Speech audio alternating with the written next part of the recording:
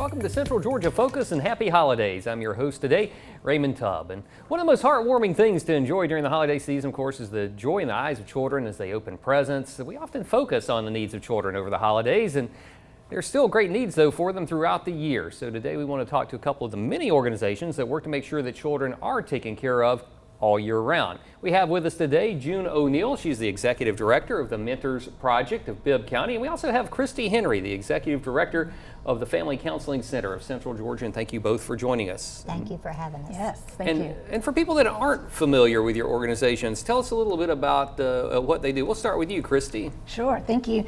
At the Family Counseling Center of Central Georgia, we have 5 full-time therapists and a case manager, and since 1957 we have been serving the Macon community and the needs of those who need us most, particularly those of low to no income, victims of crime, and children, adolescents, adults, and offer therapy and case management services. And June, with the Mentors Project. We provide one-on-one as well as group mentoring and wraparound services such as food, clothing, sometimes rental and utility assistance as money is available. We try to remove barriers so that students can stay in school and be successful and graduate and pursue post-secondary education. We work with all the middle and high schools in Bibb County. We talked about how a lot of times people do focus on children, want to make sure that they have a great holiday season, but it does bring its own set of needs as well. So talk about the needs that you see this time of year specifically with the Mentors Project.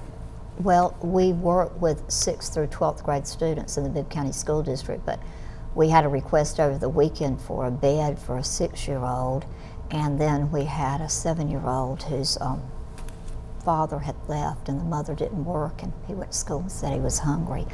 And we provide food from our food pantry to children of all ages. It doesn't matter if they're middle or high school. If we hear about hungry children, we feed them because we feel like children cannot go to school and focus if they're hungry. And so our food pantry always needs donations, and people are really generous during the holidays, but we need people to step up and mentor children. Since the pandemic, people have been uneasy about mentoring and doing one-on-one, but we have a multitude of children on our waiting list.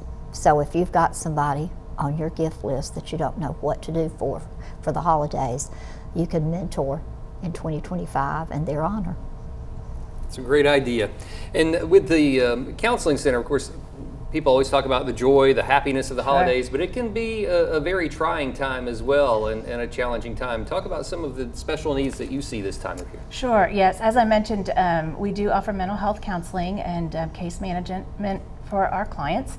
And the holidays can be a particularly difficult time for those who are experiencing grief, loneliness, hopelessness, and ensuring that they have the mental health care that they need, and making that a priority is important. So often during the holidays we are running and going and expecting, and there's a lot that we do, but for a lot of our clients it's a very lonely and difficult time. They've experienced loss, they may see others experiencing the holidays in a fun and joyful and merry way, and they don't have that, and so it can be particularly difficult, particularly for the children, and actually for the adults who are trying to provide for their family and having a difficult time doing that. That's a very stressful thing for families. What kind of strategies can a child or a teen who may be going through feelings of loss, or even you can have extra stress with the holidays too? I've got a friend who talked about growing up, the stress of having a parent that wasn't always that active, but would all of a sudden show up at the holidays. But that created a stressful atmosphere at that time. Sure. Yes, we help our children that we work with understand some coping strategies and some self-care, and helping focus on their self-esteem and their self-confidence, and doing activities that they can engage in and find joy in the small things. And June, of course, always a very busy time of the year for you. You talked about the toy drive, the food needs. You have events and things that you stay busy with throughout December to try to make sure that children are taken care of this time of year. We try to go to the trailer parks the Saturday before Christmas. We try to engage the children in our program in community service so they know it's not all about them, it's all about everybody. And lots of times children living in poverty don't think they have a lot to offer, and they have so much to offer. We host the Christmas party for the homeless, and all of our friends in Macon help us do that because it's a $10,000 night to give blankets and gloves and caps, flashlights and everything new. And we try to keep the children engaged in positive activities because the street's always calling their name. And with the holidays, what are some ways that people can give and help out if they want to? Well, they can go to our website, www.mentorsprojectbib.org, and make a donation, or they can drop off some gifts for teens at our office at 484 Mulberry Street. It can be a hoodie, it can be some Bath and Body Works, it can be a McDonald's or a Burger King gift card. We have children in our program that have never been to fast food restaurants, and that's always amazing to me because I take going out to eat and picking up food for granted. Yeah, it's amazing. The what are some challenges or some things that people can do through the year to continue the giving all year long? Well, they could make a monthly donation to the Mentors Project. They could volunteer their time if they don't have time to mentor. They could help with our special events like the Cherry Blossom Tea or our academic summer program. We have a Valentine tea at the middle schools for the girls.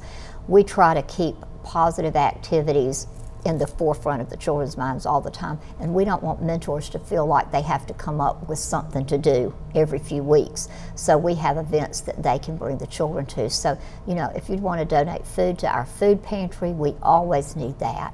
And if you want to come and hang out with the children at a special event that you can't mentor, that's absolutely fine. We can plug volunteers in any and everywhere. How about for the Family Counseling Center? What are some things that people can do both during the holidays and year-round to help out? Yes, so as we've mentioned, our main focus is therapy and offering mental health counseling to our clients. So making a donation to the Family Counseling Center would be incredibly helpful and supportive. Our website is www.fcccg.org, Family Counseling Center of Central Georgia, .org, and that would be helpful to us. We do offer year-round counseling services to our clients, and as June mentioned, we are very connected to the community and different agencies and organizations and nonprofits that are providing those positive childhood experiences to children throughout the year and ensuring that they are having fun, that they see life from a light perspective, that I particularly like what June said, that they also have the opportunity to give, even though they may live in poverty, that they still have a lot to offer to our community, and giving them that opportunity is important. Well, we are just getting started, and when we return, we're going to talk specifically about some of the services provided by the Family Counseling Center of Central Georgia and the Mentors Project. Stay with us.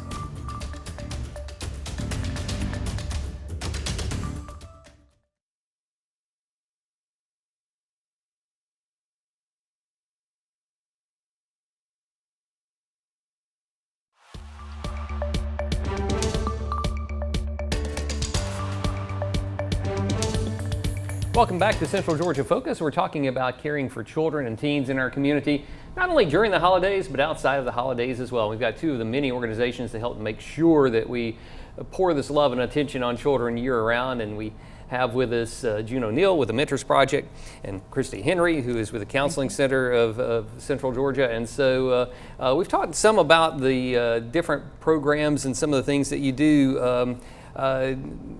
June, you've been with the Mentors Project almost exactly 25 years. Right. Talk about some of the success stories or some of the positive stories that we've gotten out of the children that have come through there. Well, we have a young man in Atlanta that is an optometrist that designs clothes. We have a former protege that has several businesses going. We have the band director at Central High School, Cameron Agee. We have lots of teachers. We have some nurses. We have somebody that drives trucks for FedEx, but he owns his own truck and somebody else is driving, and he's continuing to work so he can buy another truck.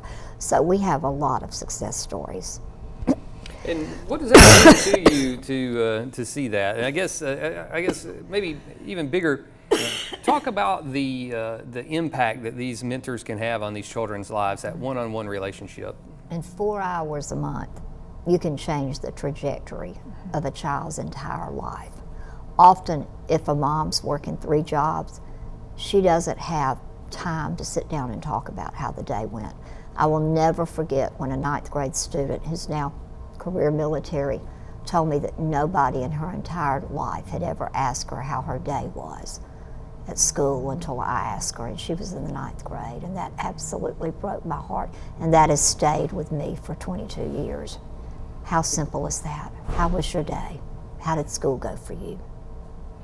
And Christy, what kind of things have you seen come through the counseling center to help children cope and become more successful adults? Sure. We work with a lot of the different agencies in town and receive referrals, particularly through the RISE program through the District Attorney Anita Howard's office.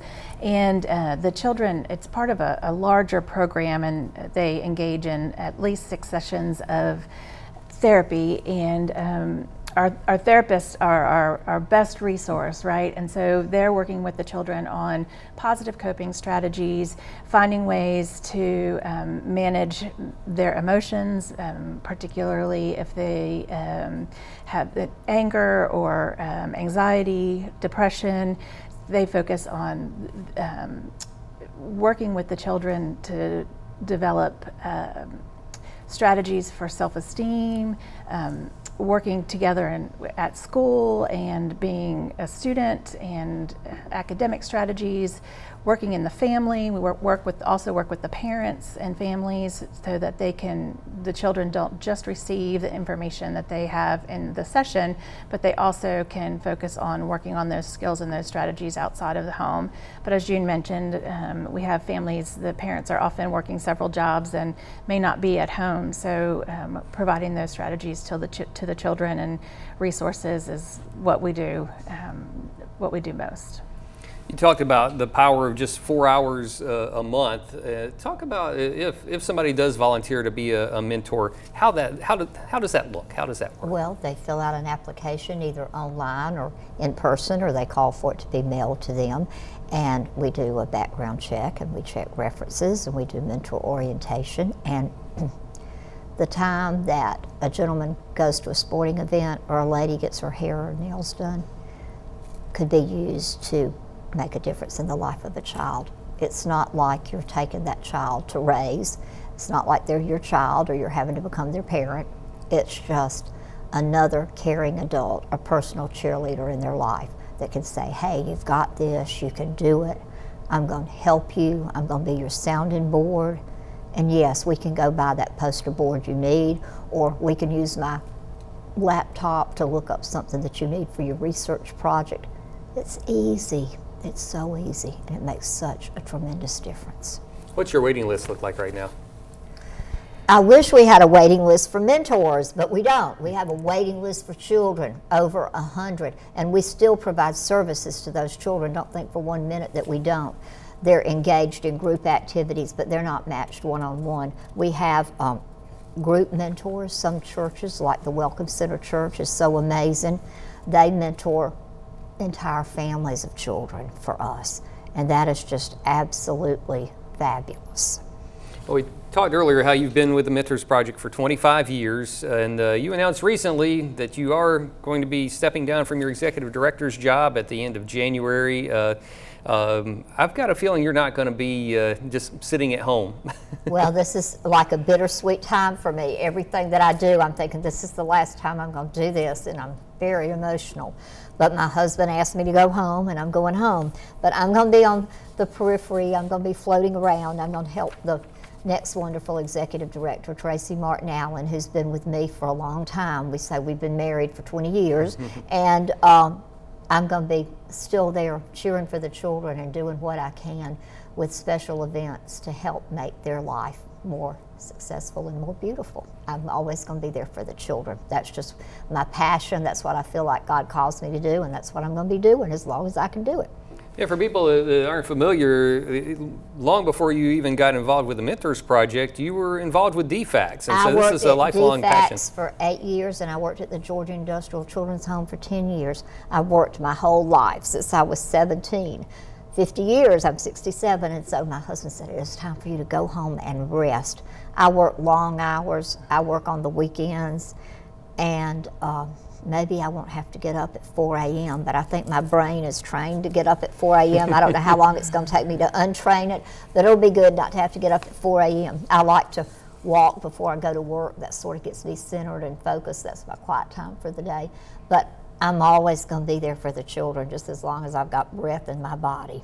And I think you have to be intentional about being a change maker. And I have done my best to be a difference maker in the life of these children. My dad always said, do what's right, not what's easy, and leave something better than you found it. I know earlier June was talking about the streets are always calling. That's why it's so important to be active in these children's life, to give them different activities, to give them things to pull them away from that. What kind of tools do you have to help children try to stay in school on track and not fall into the streets, basically? Right. Yes. So our therapists work with the children to identify ways that they can make a positive impact in their family and the community, that they can focus on school.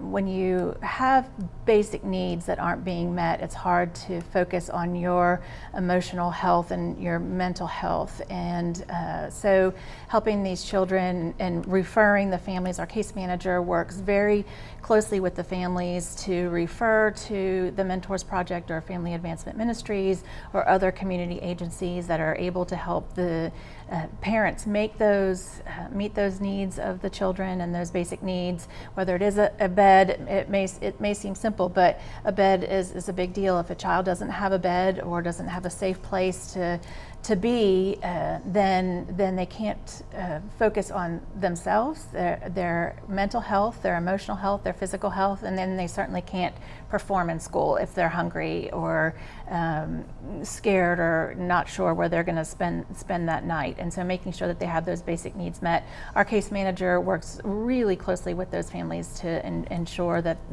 they can have those resources, because we know that you can't focus on your emotional and mental health without having those basic needs being met. All right, well, we've got much more to go, and stay with us. Central Georgia Focus, we'll be right back.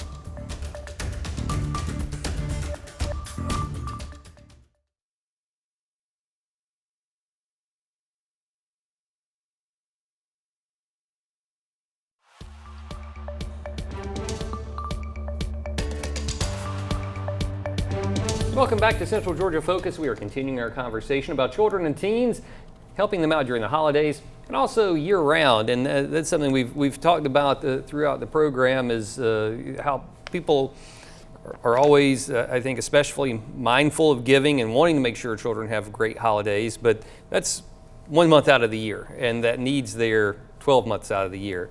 We've talked some about some of the different ways people can help out, but what else did you want to talk about, June, as far as making sure that the children are taken care of outside of the Christmas season? People don't realize, unless they have teenagers, how important tennis shoes are. It's important to have some good tennis shoes. You can be bullied at school, you can be made fun of. It's okay if you've got holey jeans and a holey shirt. That's what's cool right now. But having good tennis shoes is very important. So if you want to sponsor tennis shoes for a child twice a year, That's amazing. Children's feet grow, and the shoes they have in the spring that take them through the summer don't necessarily fit when school starts. Maybe you want to buy a mesh backpack full of school supplies. It can be something simple, or you can sponsor a child for a whole year. We have had people in the past that sponsored a senior, that paid their senior dues, that paid for their prom ticket, that paid for their cap and gown, that bought their class ring, something that would have never happened for these children if somebody had not stepped to the plate and said, hey, I'm here for you. And Christy, how about with your organization? What are some ways that people can help make sure that you all are able to support people throughout the year? Sure. Similar to what June had mentioned, we do encourage monthly giving so that we can support the organization throughout the entire year and making sure that we can continue to see clients. And on average, our clients will visit the counseling center approximately every 2 weeks, and or every other week they'll come in to see a counselor one-on-one, and also helping with our case management. Like I had mentioned before, our people are our resource, and that's what we can give. We can give that one-on-one individual counseling, and so helping us provide for and pay for salaries and benefits and all the things that we need in order to keep the agency going. And if you are interested in contacting or finding out more about either of these organizations, we do have that information for you right now on your screen. There you can see the Mentors Project, and that number is 478-765-8623. You've got the website right there. That's for the Mentors Project of Bibb County. And then for the Counseling Center, we will have that information up for you too. And you can see that on your screen as well right there, right now. Well, what final thoughts do you want to leave as we get ready to finish out the holiday season and move on into a new year? That be intentional about making a difference in the life of a child. And sometimes a kind word, a smile, a compliment can change a child's entire life. And we need mentors. Give us a call at 478-765-8623. In 4 hours a month, you can change your life.